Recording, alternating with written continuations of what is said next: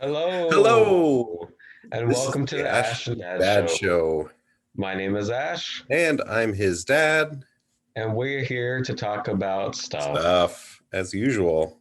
Yes. Yes, yes. So we've got a fun, interesting show ahead. It's kind of playing catch up for us since, a couple weeks back we were out visiting together, and we fully planned on doing an in-person recording together, but time got away from us because we were just having too much fun.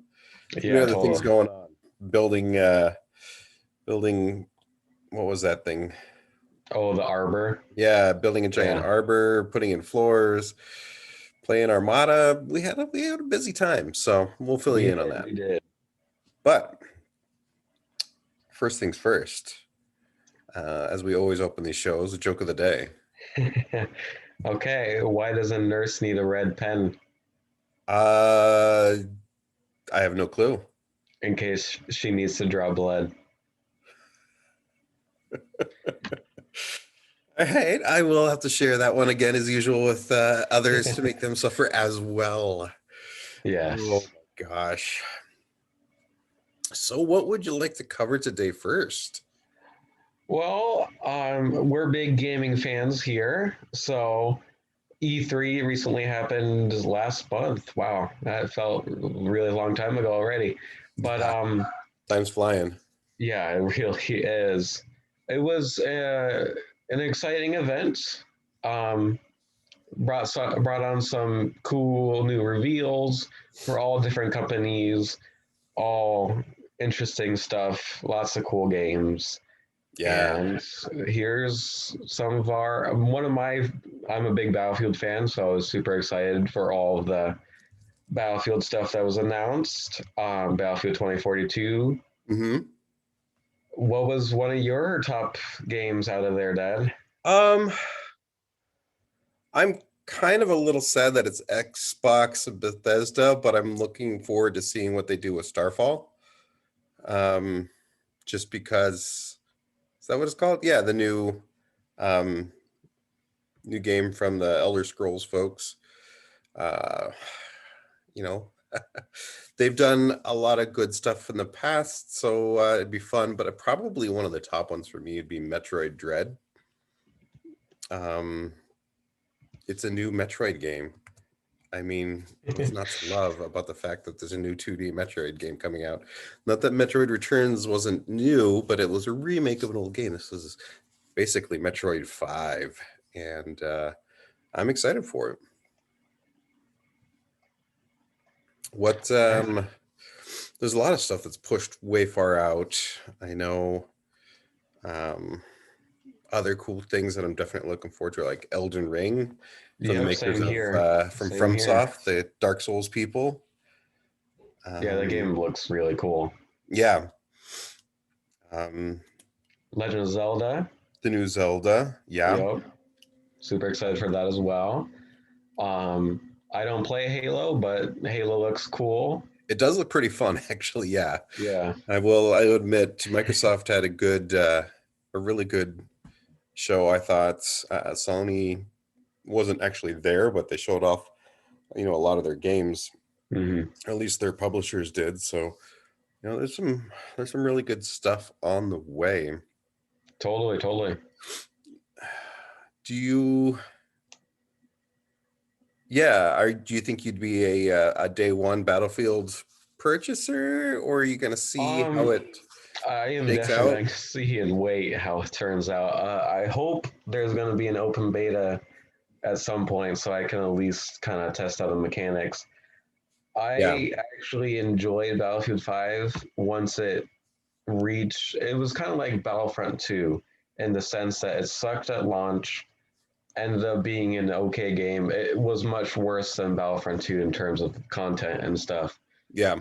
But and so Battlefield 4, Battlefield 1, all these games, I feel like the staple is that you have four set classes from different countries, and it's not like this new operator system and everybody can use every single gun.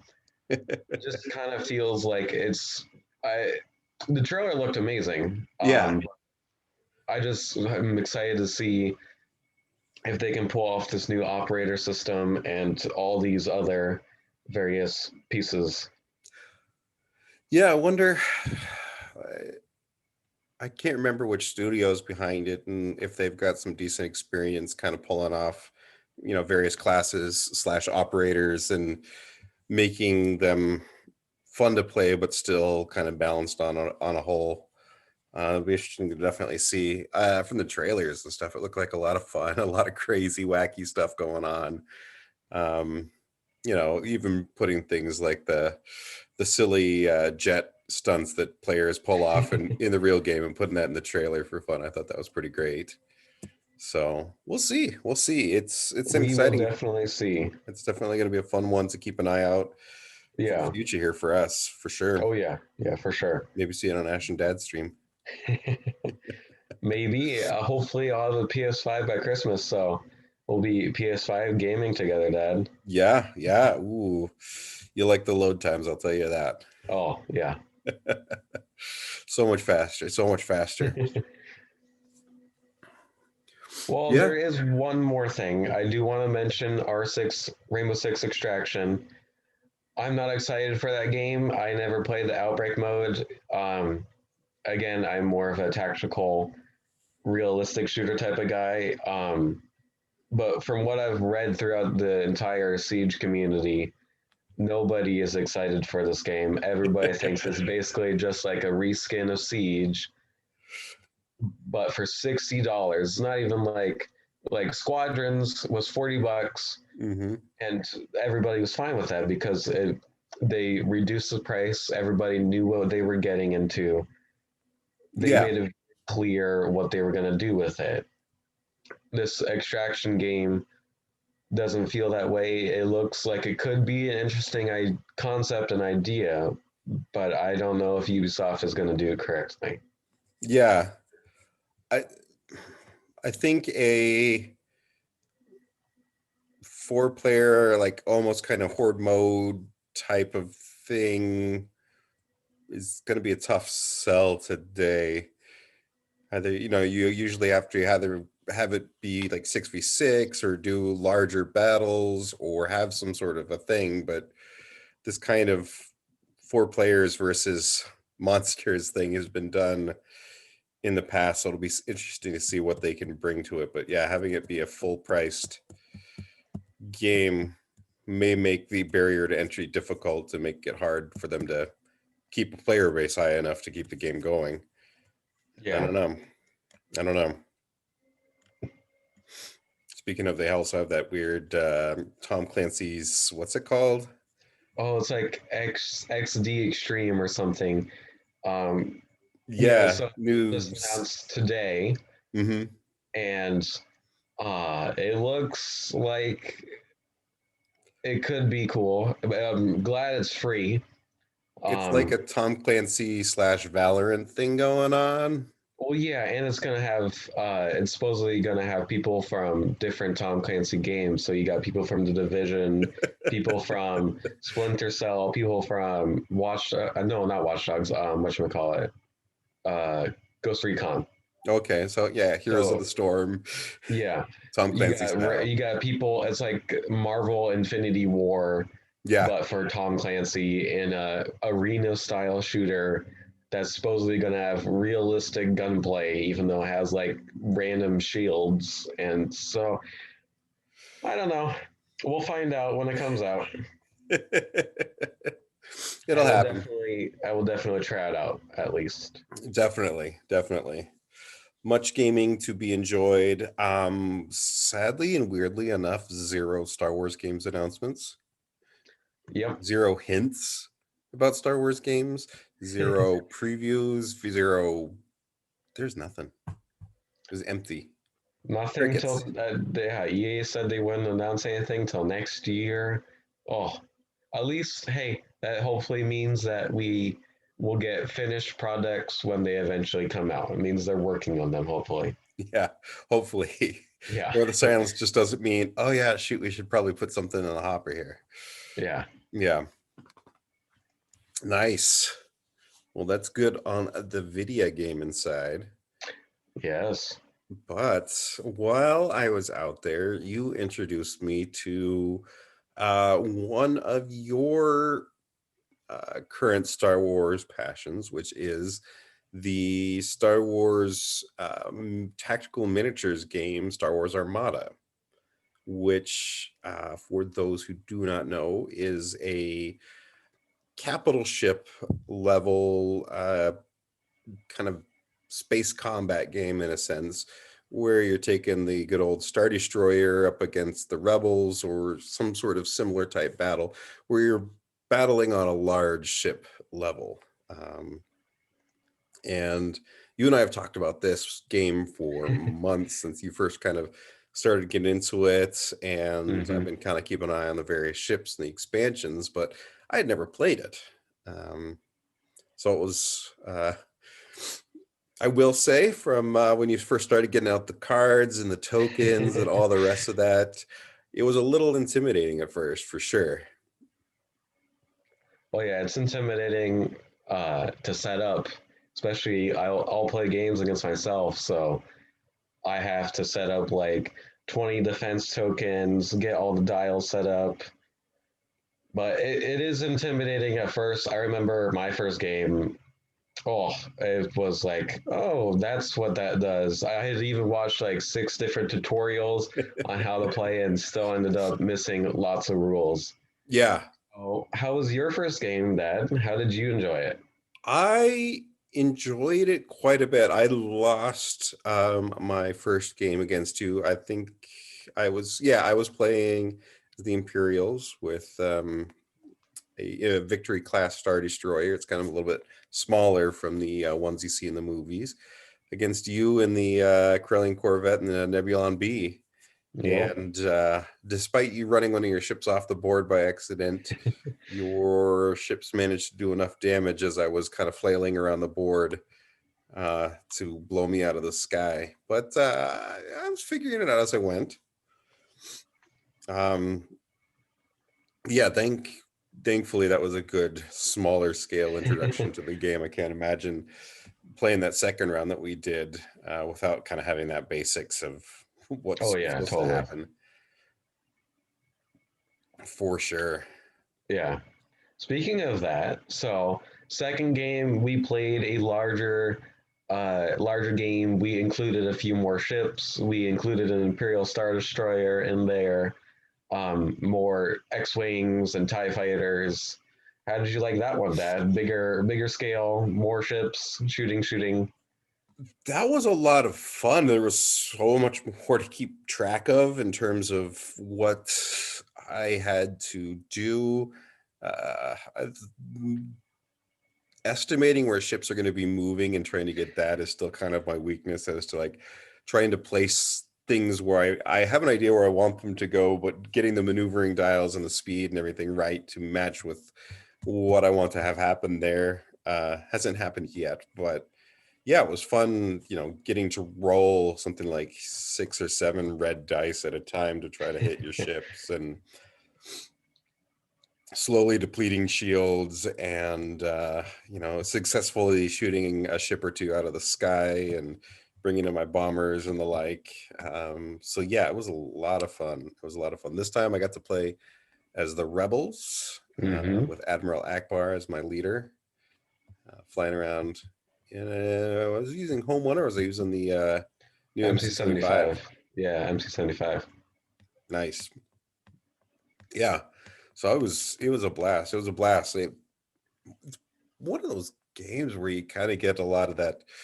You start seeing strategy possibilities and things you want to try and cards you want to kind of put together to build a more lethal barrage for your opponent. I definitely, Totally. Yeah. I can see now some of the lists that you've sent me in the past as to why they might be uh, pretty powerful or have a good impact. Yeah, I think it really just comes down to whatever you want to fly. There's always like meta lists like there is for every other game like Magic or Warhammer, stuff like that.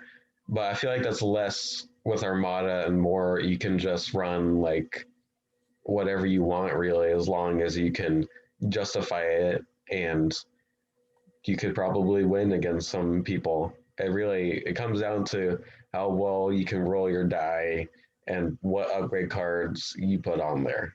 Yeah.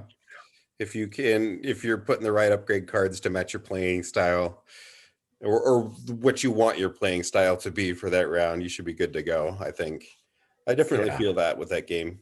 If you want to play, fast and long distance, you can. If you want to get up close and be more of a brawling close distance battle, you can. The game really supports that kind of flexibility.